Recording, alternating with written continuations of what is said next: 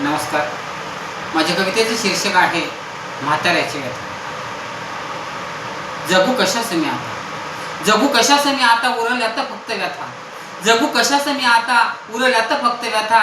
सांगू कशास मी पुन्हा माझ्या जीवनाची कथा, माझ्या जीवनाची कथा. कथा ऐकून माझी, कथा ऐकून माझी हसतील काही लोक.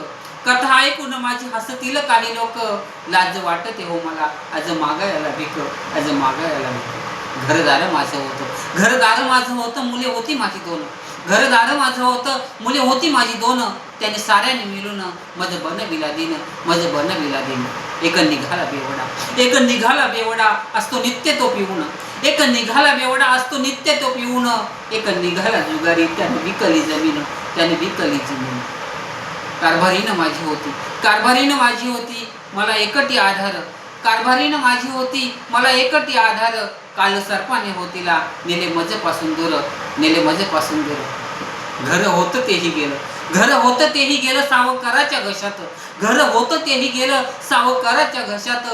डोळ्या देखत हो झाली संसाराची वाताहत, संसाराची वाताहत. एकटाच संसाराचा, एकटाच संसाराचा रथ हाकतोय आता.